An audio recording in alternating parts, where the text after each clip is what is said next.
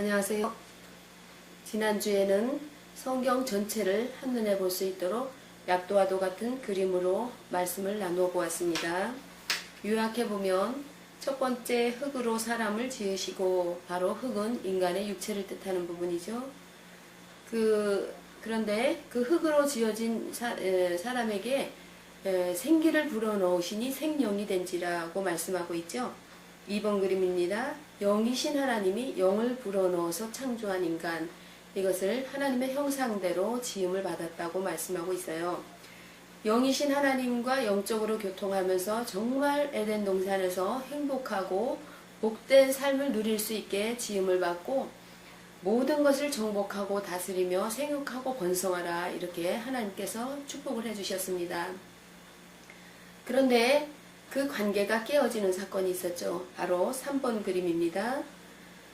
창세기 2장 17절 말씀은 동산에 있는 모든 나무 열매를 먹을 수는 있으나 동산 중앙에 있는 선과 악을 알게 하는 나무 열매만은 먹지 말라. 그것을 먹는 날에는 정령 죽으리라고 말씀하셨어요.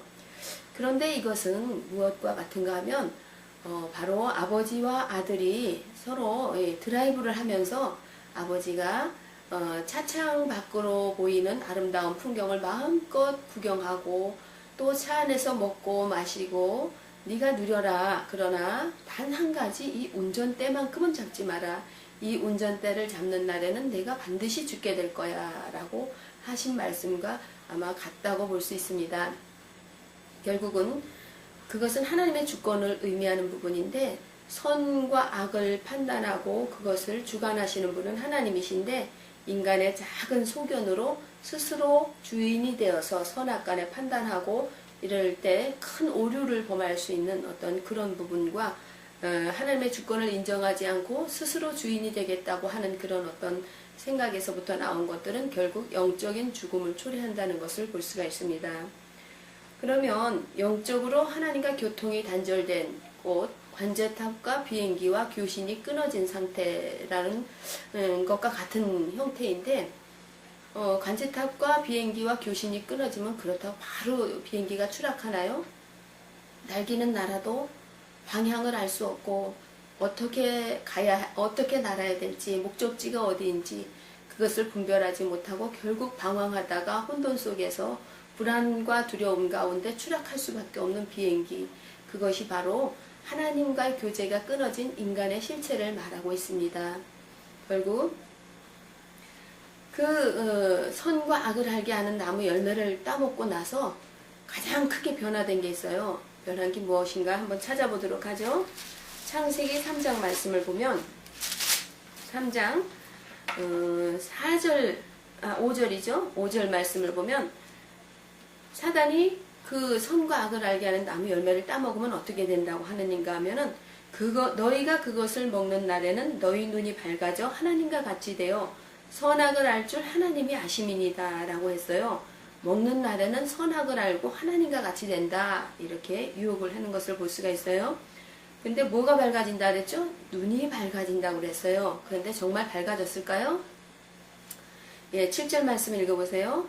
이에 그들의 눈이 밝아져 자기들이 벗은 줄을 알고 무화과 나무 잎을 엮어 치마로 삼았더라. 선과 악을 알게 하는 나무 열매를 따먹고 나서 눈이 밝아졌어요. 눈이 밝아졌는데 무엇을 보는가 하면 자기들이 벗은 줄을 알고 무화과 나무 잎을 엮어 치마로 삼았더라고 말하고 있어요. 그런데 이 벗었다는 말은 창세기 2장 25절 말씀을 보세요. 25절 말씀엔 아담과 그의 아내 두 사람이 벌거벗었으나 부끄러워하지 아니하더라고 말하고 있죠. 결국 벌거벗은 것이 문제가 되지 않았는데 눈이 밝아져서 벌거벗은 것이 보였다는 거죠. 수치가 보이고 결국은 그 수치스러움 때문에 두려워하여 숨게 되는 두려움이 임하게 됐는데, 마치 눈이 밝아졌다, 바로 돋보기를 쓰거나 현미경을 쓸 때 현미경을 쓰게 되면 어떤 현상이 생기죠? 우리가 현미경을 뭐 이렇게 쓰는 건 아니지만 돋보기를 써도 가까운 데 있는 건 자세히 보이는데 멀리 있는 건 어른어른해서 볼 수가 없잖아요. 더군다나 현미경을 한번 들여다보면 우리 손도 손등이 이렇게 곱고 이쁜 것 같지만 자세히 현미경으로 들어봤을 때는 이 손에 아주 세균들이, 무시무시한 세균들이 드글거리는 것들을 이렇게 볼 수 있거든요. 그러면 어떻게 해서요? 그 세균이 있는 손으로 세균 덩어리가 묻어있는 어떤 음식물을 어떻게 먹을 수 있어요? 먹으면 금방 어떤 좋지 않은 병이 생길 것 같고 두려워하고 이런 어떤 마음이 생기겠죠. 결국은 눈이 밝아졌다는 것은 영적인 것을 말하는 것이 아니라 눈이 밝아졌는데 하나님의 영광은, 크고 놀라우신 하나님의 영광은 보지 못하고 자신의 수치와 부끄러움만 크게 보여가지고 두려워하여 숨게 되는 현상이 생긴 거죠. 그랬을 때 무조건 부끄럽고 두려우니까 한 행동이 무엇이죠? 무화과 나무 잎을 엮어서 치마로 싸면 치마를 옷을 해입게 되는 그런 일이 있었는데, 근데 이상하죠. 10절 말씀을 보면 이르되 내가 동산에서 하나님의 소리를 듣고 내가 벗었으므로 두려워하여 숨었나이다 라는 고백을 하는 것을 볼 수가 있어요. 눈이 밝아져서 자기의 수치를 보게 되고 두려워하여 숨게 됐는데, 결국 자기가 분명히 옷을 해입었거든요. 무화과 나무 잎을 엮어서 치마로 삼았는데도 그 옷을 해입은 것이 아무 능력이 되지 않았어요. 하나님의 영광 앞에 섰을 때 자기가 벌거벗은 몸만 보여지고 그 두려워하여 숨었다는 것을 고백하는 것을 볼 수가 있어요. 그랬을 때 11절 말씀을 보니까 이르시되 누가 너의 벗었음을 내게 구했느냐라고 하시는 말씀을 볼 수가 있어요. 결국 하나님이 벗은 것을 원래 문제 삼으셨나요? 그렇지 않죠? 창세기 2장 25절을 말씀 보니까 아담과 그의 아내 두 사람이 벌거벗었으나 부끄러워하지 아니하더라. 하나님이 문제 삼지 않았어요. 벌거벗었으나 부끄러워 아니하더라고 말씀하셨잖아요. 분명히 문제 삼지 않았는데 아담에게 누가 너의 벗었음을 보했느냐라고 하시는 말씀을 통해서 하나님도 문제 삼지 않았는데 너와 나 사이에 누군가가 너의 벗은 것을 지금 고하고 있느냐라고 하시는 말씀이에요. 이것은 결국 우리의 연약함과 우리의 죄악을 그것을 정죄하는 자가 있다는 거죠. 그것은 바로 사탄을 뜻하고 있습니다. 사탄은 정죄하는 자, 참소자, 결국 하나님의 대적자라고 이렇게 표현되어 있습니다. 결국 두려움, 수치감을 조장하고 그 죄악을 자꾸 지적하면서 하나님을 떠나게 만드는 것이 사단이 하는 짓입니다. 그런데 그 사단이 하는 짓을 어떻게 이길 수 있고 하나님 앞에 설 수 있는가, 그거에 대한 해답도 창세기 3장 말씀에 나와 있습니다. 창세기 3장 16절 말씀입니다. 하나님이 뱀에게 이렇게 이르시는 말씀입니다. 여자의 후손과 원수가 되게 하리니 여자의 후손은 내 머리를 상하게 할 것이요 라는 말씀이 있는데, 그러니까 각 사람 다 남자의 씨를 받아가지고 이 세상에 태어나게 됐는데, 이 말씀은 바로 여자의 후손, 남자의 씨를 통해서 난 것이 아니라 여자의 후손이라고 기록되어 있는데, 이것은 바로 동정녀 마리아의 몸에서 나실 바로 예수 그리스도를 상징하는 말씀입니다. 그래서 우리의 죄와 우리의 허물을 늘 정죄하고 참소하며 하나님을 두려워하게 하고 하나님을 가까이 못하게 하는 그 사탄의 머리를 상하게 할 것이요 라고 말씀해 주셨는데, 이것은 바로 그 죄와 수치를 덮으실 예수 그리스도의 피를 십자가에서 다 쏟으시고 흘리시며 죄값을 지불해 주시고는 그 사단이 그 죄를 통해서 역사하는 그 사단의 머리를 내려치는 그 사건을 말하고 있습니다. 그리고 창세기 3장 21절 말씀을 보면 여호와 하나님이 아담과 그의 아내를 위하여 가죽옷을 지어 입히시니라는 말씀이 있어요. 결국 스스로 해입은 무화과 나무 잎이 능력이 되지 못하여 하나님 앞에서도 벌거벗은 몸으로 또 두려워하여 숨게 되는 그런 모습이었는데, 그 무화과 나무 잎은 무엇을 뜻하는가 하면 인간의 종교적인 행위 또는 자기 선한 행위, 자기 스스로 자기의 죄를 해결해 보고자 하는 애씀과 수고라는 것으로 이렇게 볼 수가 있습니다. 그래서 자기가 노력하고 자기가 애써서 그 죄를 해결해 보려고 하는 그런 행위를 뜻하는 부분이죠. 그러나 자기의 수고와 애씀을 통해서 죄를 해결할 수 없음을 이 말씀을 통해서 알게 됩니다. 그런데 그러한 인간에게 하나님이 친히 가죽옷을 지어서 입혀주시는 그런 놀라운 복음을 발견할 수가 있는 것입니다. 결국 아담과 하와가 그 수치로 인해서 두려워하고 숨었을 때 하나님께서 그 가죽옷은 무엇을 의미합니까? 결국은 한 생명이 죽어야만 하는 것이죠. 하나님이 어떠한 짐승을 잡아서 그 짐승의 피 묻은 가죽으로 그 인간의 수치를 덮어주시는 것을 볼 수가 있습니다. 창세기 4장 말씀에는 무엇이 나오냐면 가인과 아벨의 제사가 나와요. 근데 예전에 이런 하나님의 말씀을 알지 못하고 내 생각대로 이 성경을 읽을 때는 이 부분에 가면 이렇게 좀 화가 나고 왜 하나님이 이렇게 공평치 않으신가 라는 그런 생각이 들었어요. 그래서 그 피에 대한 그 비밀을 알고 나서 이 말씀을 봤을 때 이곳에도 복음이 있구나. 가인은 무화과나무 잎을 엮어서 자기의 허물을 가려보고자 하는 자기의 행위를 가지고 하나님 앞에 나왔고, 아벨은 양의 첫 새끼와 그 기름, 결국은 피가 있는 제사를 하나님 앞에 드렸다는 것을 볼 수가 있었죠. 창세기 4장 24절 말씀이거든요. 모세가 길을 가다가 숙소에 있을 때 여호와께서 그를 만나사 그를 죽이려 하신지라.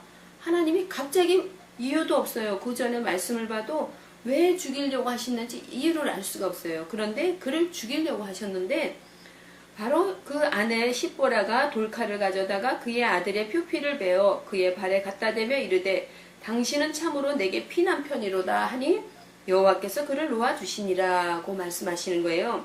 결국 아들의 할례를 한 것을 그 피덩어리를 하나님과 모세 사이에 던졌을 때 하나님이 그를 죽이려고 하셨다가 딱 멈추시는 장면을 연상할 수 있어요. 구원과 그 은혜를 입을 수 있는 그 비밀이 바로 피에 있음을 알게 되면 너무나 놀라운 평안과 자유를 누릴 수 있는 것을 볼 수가 있습니다. 그리고 또 놀라운 말씀 있죠. 출애굽기 12장 13절 말씀 찾아보세요. 내가 애굽 땅을 칠 때에 그 피가 너희의 거하는 집에 있어서 너희를 위하여 표적이 될지라.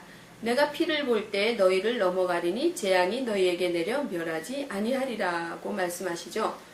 이것은 무엇을 의미하죠? 애굽 땅에 큰 재앙이 임했죠. 그래서 이스라엘 백성들이 출애굽하기 전에 10가지 재앙이 임했는데 그 마지막 재앙인 10번째 재앙이 어떤 재앙인가 하면 애굽의 바로 왕의 마지로부터 모든 짐승의 첫 새끼까지 그날 이 죽음이 임하는 너무나 끔찍한 재앙이 임하는 날이에요.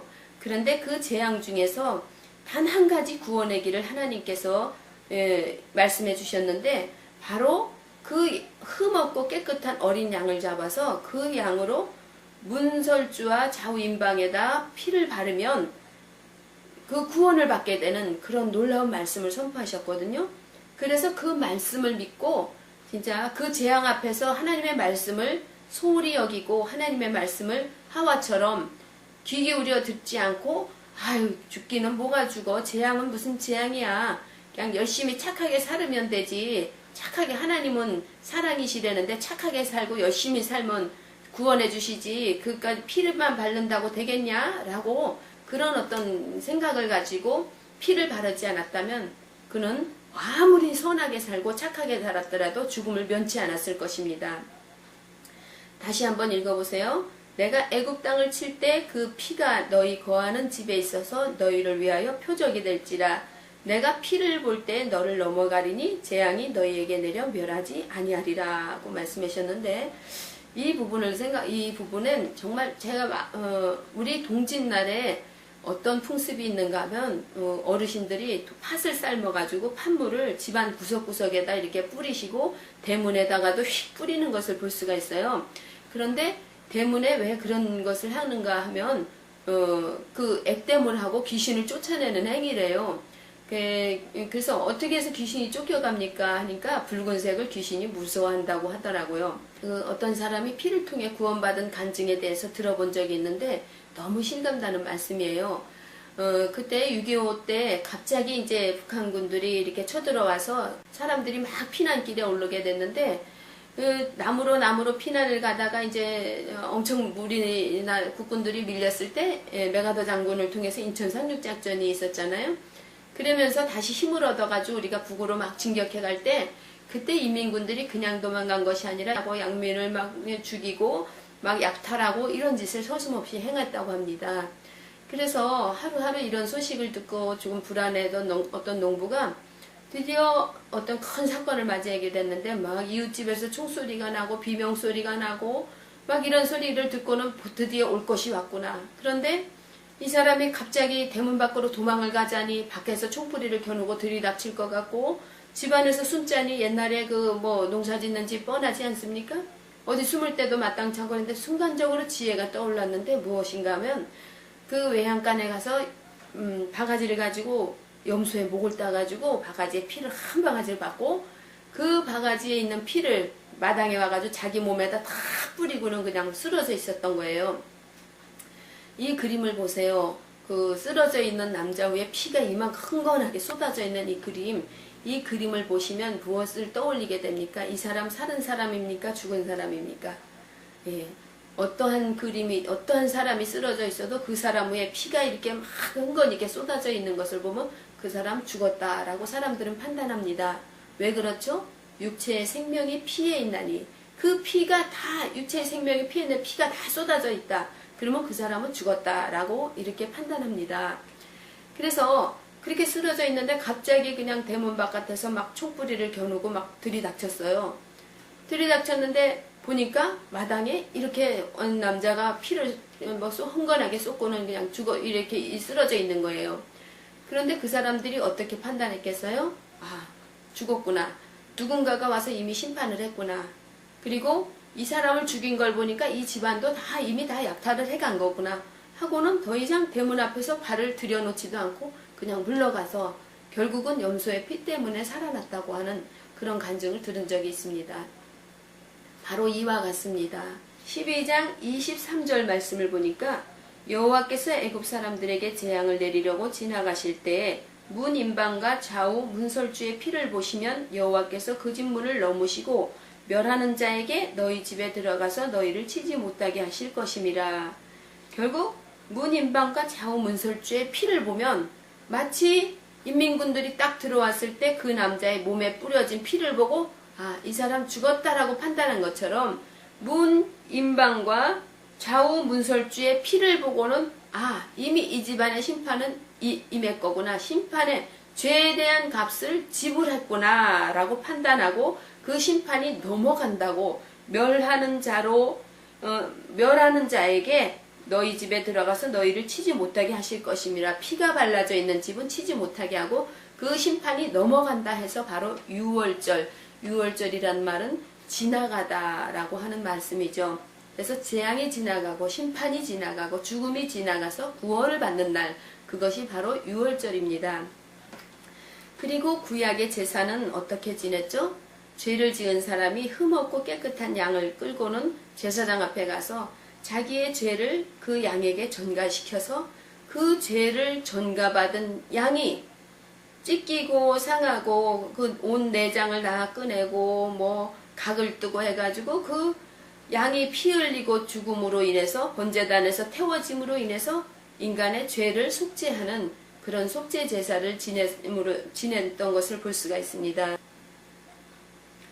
그런데 그 예수님을 세례 요한이 무엇이라고 불렀는지 아세요? 그 요단강에서 세례를 받으시고 지나가시는 예수님을 보시면서 보라 세상 죄를 지고 가는 하나님의 어린 양이로다 이렇게 고백하는 것을 볼 수가 있었어요.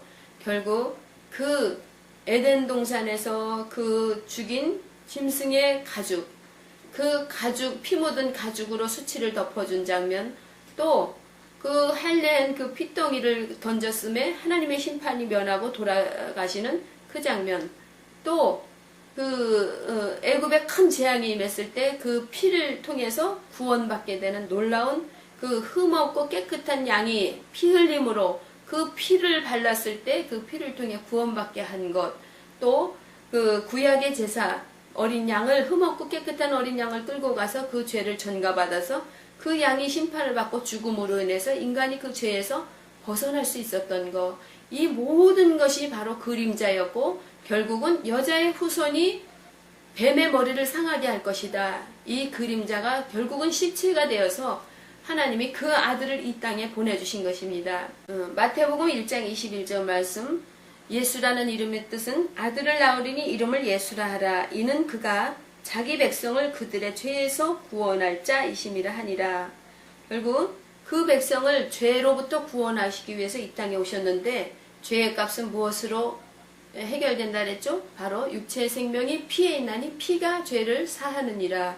결국 예수 그리스도께서는 이 땅에 피 흘리시러 이 땅에 오셨습니다. 6월절에 예루살렘 성에 들어가셔서 그래서 12제자와 함께 성만찬을 하시면서 그 포도주를 드시고 말씀하시되 이것은 죄사함을 얻게 하려고 많은 사람을 위하여 흘리는 바 나의 피 곧 언약의 피니라 하고 말씀하시는 것을 볼 수가 있어요. 그래서 온 백성의 죄를 사하기 위해서 내가 흘려야 될 피다라는 그 약속의 피를 성취하러 그 약속의 말씀을 성취하러 왔노라 라는 고백과 함께 이것을 너희들이 지켜 행하라 하고 하셨는데 성만찬을 할 때마다 예수 그리스도의 흘린 피로 나의 모든 죄값이 지불되었다를 기억하시고 감사와 찬양으로 영광을 돌리시기 바랍니다. 또 에베소서 1장 7절 말씀을 보면 우리가 그리스도 안에서 그의 은혜의 풍성함을 따라 그의 피로 말미암아 구속 곧 죄사함을 받았으니 결국 죄사함을 받을 것이라고 말했습니까? 받았다고 말했습니까?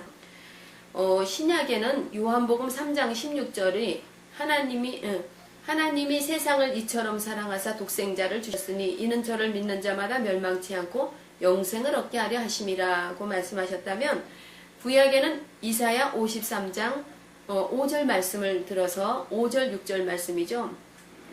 그가 찔림은 우리의 허물을 인하며 그가 상함은 우리의 죄악을 인함이라. 그가 징계를 받음으로 우리가 평화를 누리고 그가 채찍에 맞음으로 우리가 나음을 얻었도다. 바로 십자가에서 죽으시고 고난받으실 예수 그리스도에 대한 예언된 말씀이고 또 그분이 고난을 받으시고 찢기고 상하심으로 말미암아 우리가 죄사함을 받게 되고 우리가 영원한 생명을 얻게 되고 우리가 자유케 되고 우리가 치료함을 받을 수 있게 되는 그 놀라운 복음을 예수님이 오시기 전에 600~700년 전에 그 선지자가 하나님의 말씀을 선포했던 것을 믿음으로 선포했던 것을 볼 수가 있습니다.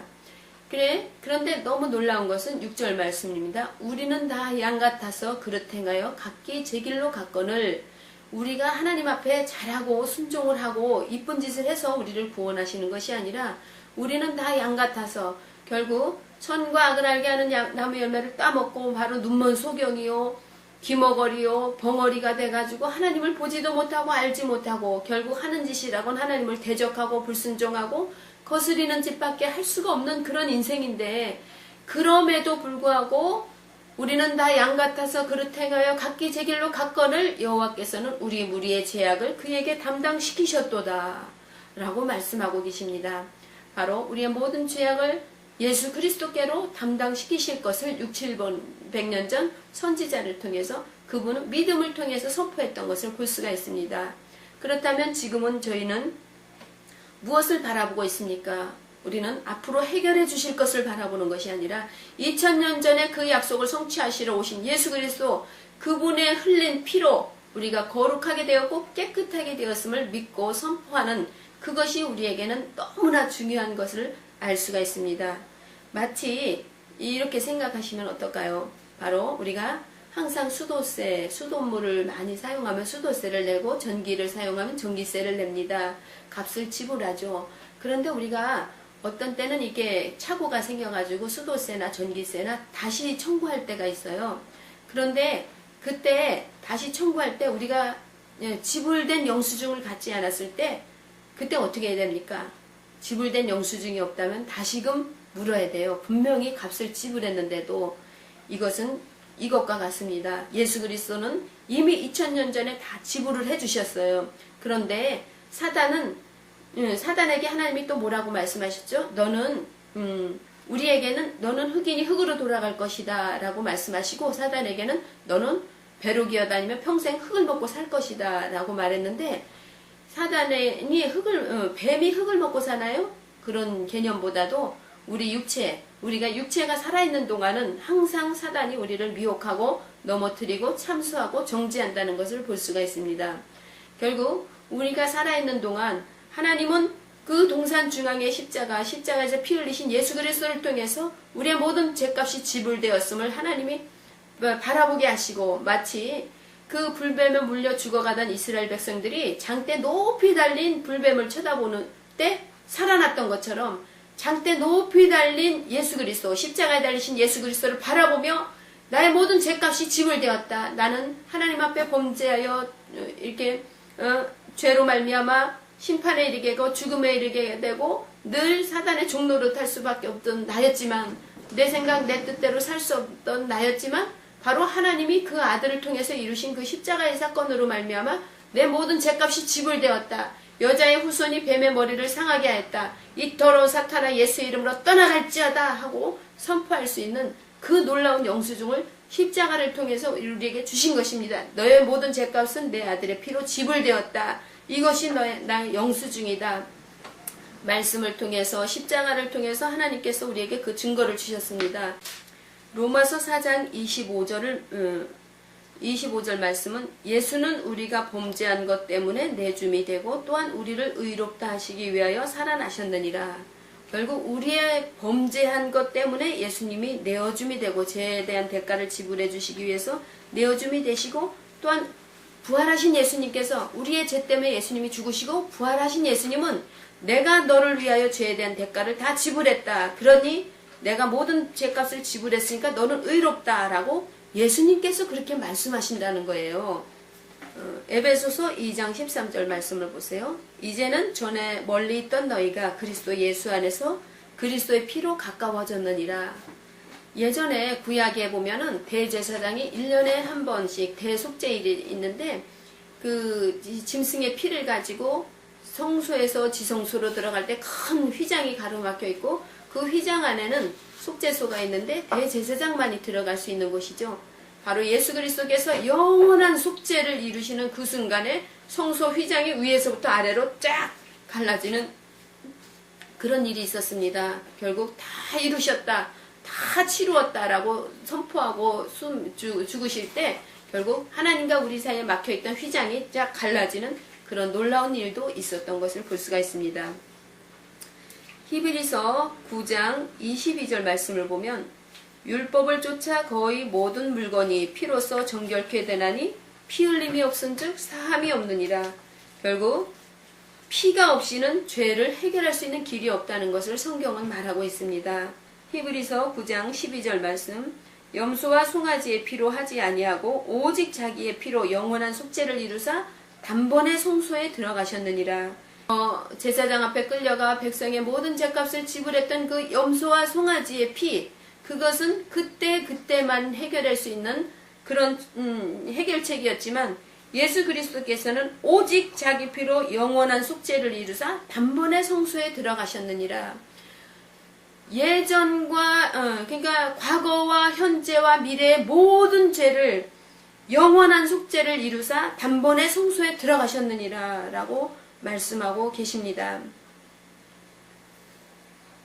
그러면 그렇게 모든 죄값이 지불되어지고 난 다음에 그 피를 믿는 우리들에게 하나님께서 어떻게 말씀하시는가 하면 히브리서 10장 10절 말씀을 보면 이 뜻을 따라 예수 그리스도의 몸을 단번에 들이심으로 말미암아 우리가 거룩함을 얻었도다.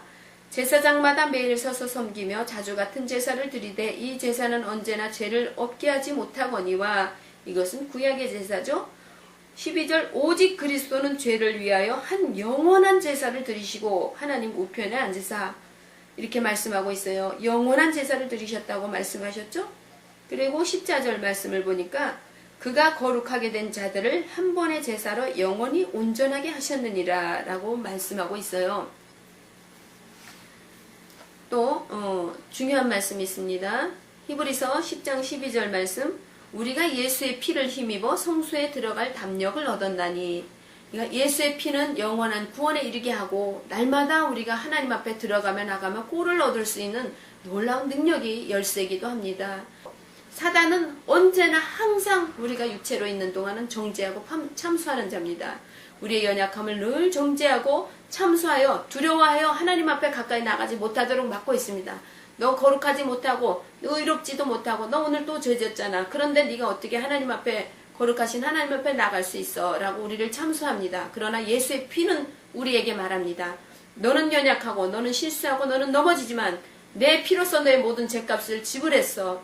내 피로써 너를 의롭게 했다. 내 피를 믿고 내 피를 가지고 하나님 앞에 나아가 담대하게 청구하라. 이렇게 예수의 피는 우리에게 외치고 있는 것입니다. 그리고 정말 이 중요한 말씀입니다. 여러분 성경을 꼭 찾아보시고 읽어보시기 바랍니다. 요한계시록 7장의 이 14만 4천에 대해서 나오는데 7장 4절을 보면 내가 인침을 받은 자의 수를 들으니 이스라엘 자손의 각 지파 중에서 인침을 받은 자들이 14만 4천이니 라고 말하고 있어요. 그리고 5절부터 8절까지 각 지파, 이스라엘 몇 지파죠? 12지파죠? 12지파 각 지파 이름을 다 들어가면서 각 지파마다 12,000명씩 하니까 바로 14만 4천이에요. 그리고 이 말씀만 있다면 이걸 영적으로 해석할 수도 있겠죠? 그러나 이 말씀만 있는 것이 아니라 9절 말씀을 보세요. 9절 말씀을 보니까 이 일 후에 내가 보니 각 나라와 족속과 백성과 방언에서 아무도 능히 셀 수 없는 큰 무리가 나와서 흰옷을 입고 손에 종려가지를 들고 보좌 앞과 어린 양 앞에 서서 큰 소리로 외쳐 이르되 구원하심이 보좌에 앉으신 우리 하나님과 어린 양에게 있도다 라고 노래 부르는 모습을 볼 수가 있어요. 그러니까 14만 4천을 다 헤아리고 난 다음에 보니까 각 나라와 족속과 백성과 방언에서 아무도 셀 수 없는 큰 무리가 나와서 흰옷을 입고 구원하심이 보좌에 앉으신 우리 하나님과 어린 양께 있도다. 바로 비전 찬양인데 저는 이 찬양을 부를 때마다 수많은 흰 무리가 나와서 하나님의 영광을 찬양하며 어린 양을 찬양하는 모습을 그리면서 가슴이 이래 벅찰 때가 있습니다. 그렇게 수많은 무리들이 흰옷 입은 무리들이 있는데 그 무리들이 누구냐라고 질문을 하는 부분이 있어요. 13절 말씀을 보니까 장로 중 하나가 응답하여 나에게 이르되 이 흰옷 입은 자들이 누구며 또 어디서 왔느냐라고 물으니까 내가 말하기를 내 주여 당신이 아시나이다 하니 그가 나에게 이르되 이는 큰 환난에서 나오는 자들인데 어린 양의 피에 그 옷을 씻어 희게 하였느니라 라고 말씀하시는 것을 볼 수가 있어요. 흰옷 입은 무리들은 무엇을 뜻하죠? 어린 양의 피로 그 옷을 씻어 희게 하였느니라 라고 말씀하시는 것을 볼 수가 있어요. 결국 어린 양의 피, 예수 그리스도, 그 속죄양이 되신 예수 그리스도의 십자가에서 흘린 피가 나를 거룩하게 하고 깨끗하게 했다는 것을 믿음으로 받아들은 자, 그들이 바로 거룩한 자, 깨끗한 자라고 말씀하고 있는 거예요. 성경 말씀에 보면 예복에 대한 말씀이 있죠. 임금이 잔치를 배설했는데 초청한 사람들이 아무도 오질 않아. 그래서 병든 자나 뭐 죄인이나 의인이나 상관없이 무조건 다 초청을 해서 초청을 했는데 뭐 죄가 있냐 없냐 누가 병이 있냐 뭐 이런 것을 묻는 것이 아니라 딱 임금이 보니까 예복을 입지 않고 들어온 사람이 있어. 그래서 이 예복 입은 자에게 물으니까 너는 왜 예복을 입지 않고 왔느냐 라고 물으니까 이 사람이 대답을 못하는 거예요. 그러니까 저 사람을 바깥 어두운 곳에 내어 끌어다가 내쫓으라 라고 말씀하시는 것을 볼 수가 있어요. 왜 예복을 입지 않는 것이 이렇게 중요할까요? 오늘의 말씀 다 기억하고 계시죠? 무화과 나무 잎을 가려도 능력이 되지 못해. 내 스스로 입은 행위를 가지고 나를 가린 옷이 능력이 되지 못해. 그러나 하나님이 나를 위해서 예비한 가죽옷, 바로 하나님이 나를 위해 보내주신 예수 그리스도 그 피가 나를 깨끗하게 하시고 의롭게 했다는 것을 받아들인 자, 선물은 값없이 선물을 다 준다고 해서 우리 것이 되지 않아요. 내가 그것을 거부했을 때는 내 것이 되지 않습니다. 그러나 선물을 준 것을 알고 감사함으로 그걸 받아들였을 때 내 것이 되는 것입니다. 그 이스라엘의 그 잔치 때 예복은 무엇을 의미하죠? 그 우리나라에서도 뭐 예단이라는 거 있잖아요. 잔치하기 전에 미리 초청한 분들에게 예단을 보내는 어떤 풍습이 있는데 이스라엘에는 그 잔치 때 바로 예복을 초청한 사람들에게 미리 보내준다고 하더라고요. 그러니까 주인이 미리 보내준 예복을 입고 오는 것이 그게 그 이스라엘의 그 풍습이라고 했는데 바로 하나님이 우리를 위해서 보내주신 어린 양, 그 어린 양의 피 흘림으로 우리를 거룩하게 하시고자 하는 하나님의 뜻을 깨닫고 믿고 받아들인 자, 보내주신 선물을 감사함으로 받은 자들이 바로 흰옷 입은 무리들이라는 것을 알 수가 있습니다. 창세기에 벌거벗었으나 부끄러워 아니하더라 그랬는데 그 선과 악을 알게 하는 나무 열매를 따먹고는 벌거벗었으므로 두려워해 숨었다 그랬죠. 그런데 그러면 어떻게 해야 될까? 하나님께서 요한계시록 16장 15절 말씀을 보니까 보라 내가 도둑같이 오리니 누구든지 깨어 자기 옷을 지켜 벌거벗고 다니지 아니하며 자기의 부끄러움을 보이지 아니하는 자는 복이 있도다 라고 말씀하세요. 마지막 때 자기의 수치와 벌거벗음을 보이지 않고 오직 가죽 옷으로 자기를 덮고 예수 그리스도를 재림하시는 예수 그리스도를 영접하시는 여러분 모두가 되시기를 주의 이름으로 축원합니다. 감사합니다.